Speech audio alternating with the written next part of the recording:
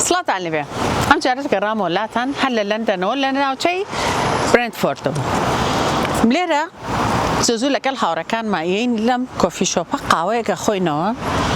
كوفي شوب كبراسي شيء سرنجي راكي شايفين كديمني كي زور جواني هي ستايل كي زور جواني هي. هموي بقول رازاتو كرد وتريز رومانسية. كحاتم آخر جاد يقدر روش بيش استحاتم سير كم خاونة كي كرده أفريقيا روشالاتية وكرده وستايل كي زور جواني بكار هنا لنا كوفي شوب كام حزم كرم كوفي شوب هم بيبن أسنم وخاون كشي تام بيبن أسن ناوي شوي أو كم قلنا جوانا فرم. Someone else has posted an alternative. Slowly بخاطر هناك. Slowly بخاطر جيار بخير بيبويا سباس لاشناي. طبعا بيش مشتشانا زيبيو أكم كوك أفريقي كور بيتتخام بزنزك ليرة لشونك خلقك كي هموي إنجليزة. بلام كردك ليرة جي خوي كردتو. بيمله شون توانيو أما بكي كي دست كردو بام بزنزة. أم بزنزة سال 2012 إما لقال كسيك كركمان بو عشنا بو كموت بجيك بياكين بيكو بيكرينو كمل خون بزنس بو بيشوا لفيكتوريا بيوتي سالون بو دوای ئەوە هاتین ئێرەمان کڕێ و من دام بەدەستیۆ ئەو بەڕێوەی برد یعنی ئەتوانم بڵێم بە جوانیش بەڕێوەی برد هەتاکوونێ پارەکە ئیتر پێشات کە من قەرار بوو خۆم بێم بۆ ئێرە و خۆم بەڕێوەی بەرم ئیتر ئیسە خۆم کارەکانی سەرپەرشتیەکەم و پێشم خۆشە واقعاً ئەوەی بتوانم خزمەتی وەکو بێژم کەسێک کە بیناسم مثلا کورد بێ ینی هاوزمان بین یاک هەر کەسێ بێت کاسمەر سەرویسێکی باشمان بێ بۆ لێرە ڕووناکان زۆر گرنگە چونکە ئەم ناوچەی ئێرە کوردێکی زۆری بەڕاستی من خۆم لەم ناوچەیە نەمزانی و کۆفی شۆپێکی کوردمان هەیە لێرە کەواتە ئێرە ئەتوانێت ببێتە ماڵێک بۆ کوردانی ئەم ناوچەی بێن لێرە قاوێ بخۆن یا بۆنەیەکیان نەبێ یا شتەوە نییە ئەتوانی باچەوە ما بکەی خەڵکەکە ئەتوانی بێ لێرە و کارانە بکە من زۆر پێم خۆشە کە لێرە بێ بە ماڵی کوردەکان ینی کوردەکان بێن بۆ ئێرە و جێگەیەک بێ دانیشن و قسە بکەن و ئیسا بێتەی بێ نازانم کۆبوونەوە بێ میتینگێک بێ ئیسراحەتێ بێ قاوەیە بخۆن کە بە ماڵی خۆیان بزانن هەروە بزانن کە من وەکو کەسێک کورد لێرە خەریکەم خزمەتەکەم بتوانم لەگەڵ ئەوانە ئاشنایم ببێ کە وەکو هەموو کەسێک پێم خۆشە کوردەکان هاتوچۆ بکەن و بێن بۆ ئێرە زۆر خۆشحاڵە بم بە دڵنیایەوە ئەگەر کوردەکانی ئێرە بزان کە ئەمە کۆفی شۆپە هینی خانمێکی کووردە دڵنیام کە یان هەر هیچ نەبێ بۆ سەپۆرتیش ینی خۆشە ئینسان بچێتە شوێنێک کە هاونەتەوەی خۆی لەوێ بێ هاوزمانی خۆی لەوێ بێ قسەکان قسەی دڵی خۆیان بکەن بۆ نمونە سەرکەوتووی دەمێکە لە وڵاتەی چۆن یەکەم جار دەستی کرد بە کاری بزنس من ئەوڵین جار وەختی هاتم بۆ ئێرە کە خۆم لە کاری نێرسینەوە دەستم پێ کرد بە کاری دەندان پزیشکی و کە پێش قەرار بوو ببم بە دەندان پزیشک بەڵام بە خاتری مشکلاتی ماڵی و بۆ نەمتوانێت چووم بە دوای بیوتیە بیوتیم خوێند بووم بە سکین تەراپیست دوای ئەوە دوکانم سند لە ڤیکتۆریا لە جێگەی کارم کرد دوکانەکە تێکۆڤەرم کە یعنی سندم لەهێنەکە تا 2018 لەوێ کارم کرد بەڵام ئێرەم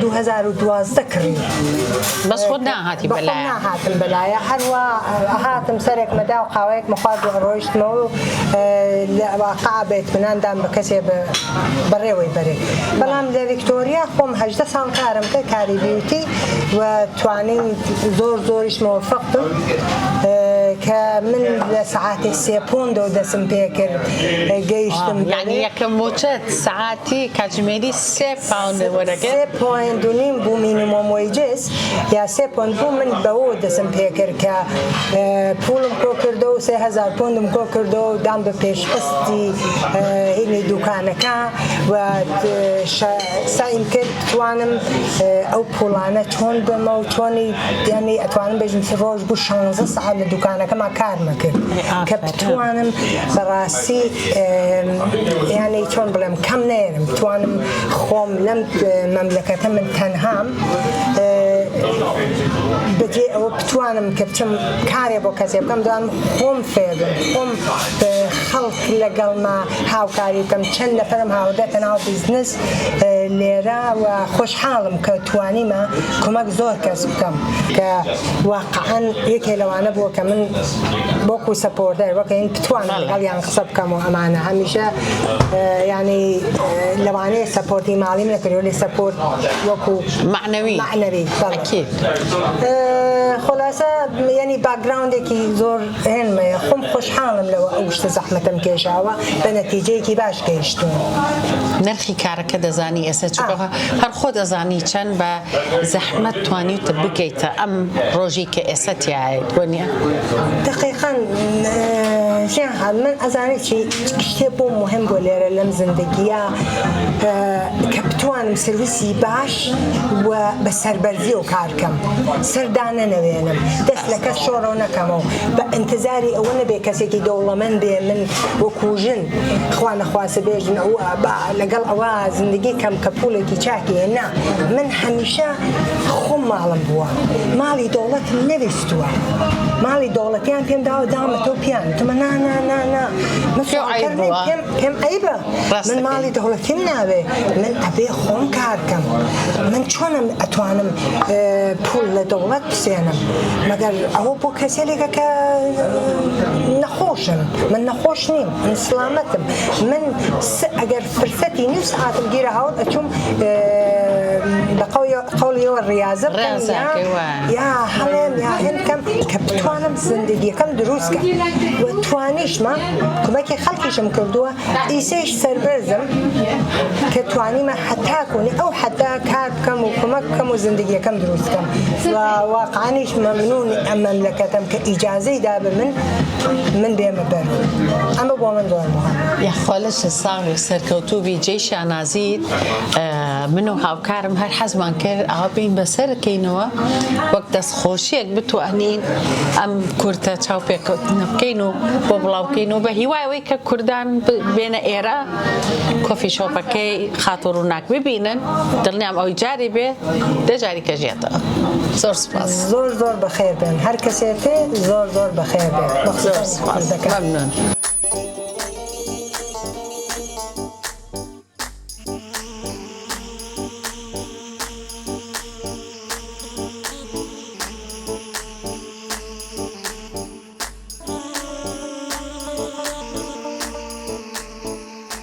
It's a lovely coffee shop. It's a fabulous area.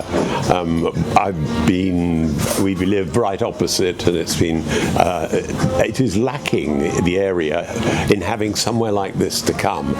And it's so nice to be able to come and sit, have coffee, especially when the sun's shining and you can sit outside. It really, really is. What about services here? How do you see the services here? Well, I hope you're going to open all day and all night. Okay. That would be wonderful. No, I think obviously it gets quieter late at night, but it's often good to have a quick meal in the evening. That's nice. And it's always very friendly here, and lots of neighbours come, regulars, which is so nice, where you get lots of people coming and chatting and meeting here. Families. Have a date every day. Yeah, you never know. It can happen. I'm too old for that sort of thing, but it does happen. Thank you so much. It'd be nice. I have my birthday here. That's the nicest thing. Yes. Oh, fantastic. Yeah. Lovely. Well, thank you very much indeed, and very, very best of luck. کافی شاپ ما از ساعت 7 صبح تا 9 و 10 شب بازه. انواع کافی رو داریم، کروسان و شیرینی‌های تازه.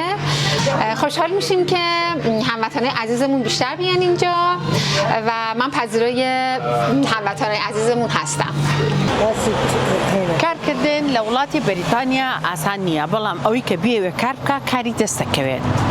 ئەم خاتونە لە 3 پاوەنەوە کاتژمێری کەوری گرتووە بۆتە خاوەن بزنسی خۆی. کورد لە هەر شوێنێکە بێ جێدەستی خۆی دیارەکە.